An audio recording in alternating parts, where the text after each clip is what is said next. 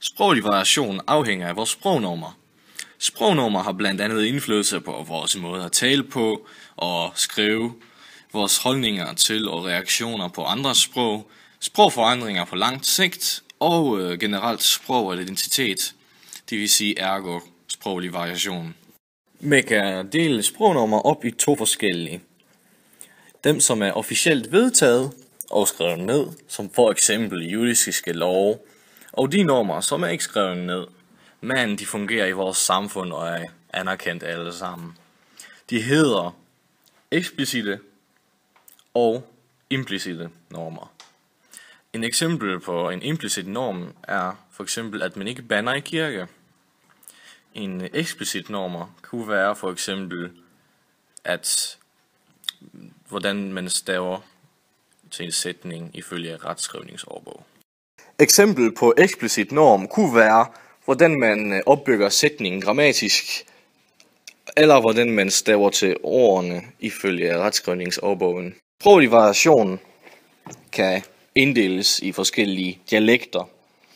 De afhænger ikke kun af ens alder, køn eller erhverv. Det afhænger også af geografisk oprindelse, social klasse, etnisk gruppe og generelt hvilket individ man er. Deres navn afhænger af hvilke områder de beskriver. For eksempel sociolekt afhænger af socialklasserne. Det vil sige, at rige mennesker de snakker og forstår på en helt anden måde end fattige mennesker gør. Jeg er altså sikker på, at jeg kan falde i søvn i nat. Og det var lige uhyggeligt nok for mig, det der. Din kylling vil da bare til Zulu djævleræs. Jamen, det var fordi, de kørte alle dem små nisser i smadre. Ja, men det er da bare nogle af dem billige modeller ud fra Kina af. Nå, jamen, så sover jeg som en bitte barn i nat. På den anden side, så lader der nu nok holde mig vågen alligevel. Jeg har hørt, de er ved at løbe tør for dem billige kinøjse modeller. I dette tilfælde er det en reklame fra Viasat for digital tv. Handlingen er en samtale mellem to havenisser omkring tv-programmet kaldet Zulu Djævleræs. Humor anvendes for at fange seerens opmærksomhed, og samtalen mellem figurerne gøres desuden mere interessant, da der anvendes sproglig variation i form af, at der tales med en jysk dialekt. Reklamen anvender altså talesprog, og dette talesprog formuleres med en jysk dialekt eller regionalsprog. Og her er der tale om en geografisk betinget sproglig variation, da den er begrænset til Jylland. Desuden er der tale om interindividuel variation, da den er begrænset til en bestemt gruppe mennesker, jyderne, hvilket fører med den geografiske begrænsning. Det er en variation af sprog, der anvendes af jyderne, dog ikke kun hinanden imellem, men også når disse personer taler med andre, der taler en anden dialekt. Det er selvfølgelig heller ikke alle jyder, der taler denne dialekt. Nogle taler f.eks. rigsdansk. Hvordan høres det så, at der er tale om jysk dialekt? Det høres generelt gennem deres udtale, eksempelvis måden de siger altså jeg. Jeg er altså sikker på, at jeg kan falde i søvn i nat. Det er også deres valgte ord. Dette er f.eks. meget tydeligt, da den ene siger, og det var lige uhyggeligt nok for mig, det der. Hvor man på rigsdansk nok vil sige, jeg synes eller jeg mener. Eller da han siger, jamen, så sover jeg som en bitte barn i nat. Hvor man ville sige, jamen så sover jeg som et lille barn i nat. Her er altså igen en utydelig udtale af jamen, og ikke noget klart defineret køn på ordet barn, da der siges af bette barn.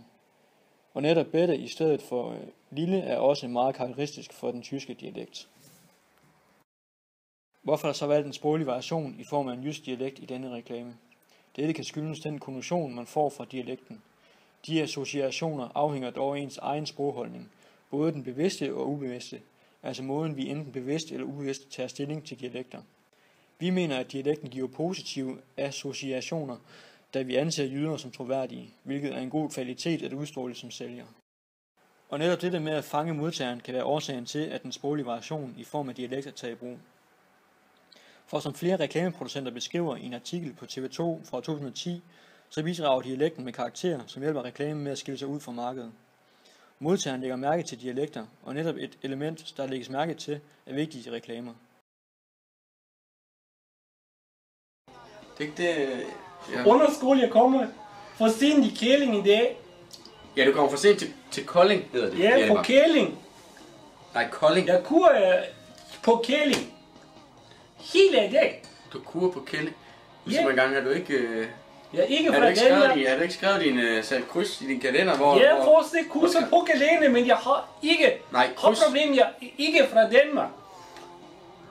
Jamen, i Danmark Ikke. sætter man ikke krydser på gelænder. Jeg skal i dansk kurser. Som vores anden produkt har vi satireprogrammet om Jederbar, hvilket er en fiktiv satirefigur, der bor i Kolding og arbejder som diskjockey. Han sidder med sin ven Sune og funderer over livet og hvordan dagen er forløbet. Det førte dem så videre og gav dem succes inden for Danmarks Radio, hvor det er, at de gennem satireportalen Det Sorte Ur fremstillede deres shows og blev endnu mere kendte. I dette satireprogram benyttede de sig lige præcis sproglige variationer som et humoristisk element, nærmere bestemt den sproglige barriere, der er mellem de etniske danskere og de indvandrere, der har problemer med det danske sprog. Dette bliver gjort som fundament i programmet, hvilket også gjorde, at det var i stand til at starte som et ganske almindeligt lydoptagelsesprogram, før det var, at der kom film på. Det er så senere kommet efter, at Schweinsnegl Entertainment er kommet ind over, og de er dermed sat større præg på deres program. Satireprogrammet har til formål at være humoristisk, og vi har dermed at gøre med en bevidst sprogholdning. Jederbar han påtager sig en meget interessant måde at tale på, som er til at misforstå i det danske øre. Det der er meget interessant og underholdende, og det har også den effekt, at det bliver humoristisk, selvom at vi ikke har at gøre med nogle humoristiske elementer overhovedet, da de ikke taler om andet end det ganske almindelige hverdagsliv. Tingene bliver misforstået. Dermed er det humoristiske element ganske enkelt i den etnolekt, som bliver lagt ind over det, og de misforståelser, der er gennem den sproglige barriere. Nogle af de humoristiske sprogelementer, der bliver benyttet i satireprogrammet, er den interessante måde, de sammensætter sætningerne på, hvilket også meget kraftigt udtrykker, at vi har at gøre med en af en anden etnisk herkomst. Vi har desuden også tale om en etnolekt. Dette bliver dog meget karikeret, og det bliver fremhævet så tydeligt, at det bliver gjort til det humoristiske fundament i hele programmet.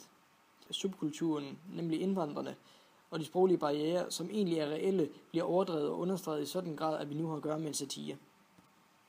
Jedarbars utrolig tykke etnolekt og hans utrolig tykke udtale af de danske ord indikerer, at han har svært ved det danske sprog. Han søger ordene og sætter sætningerne sammen på interessante måder.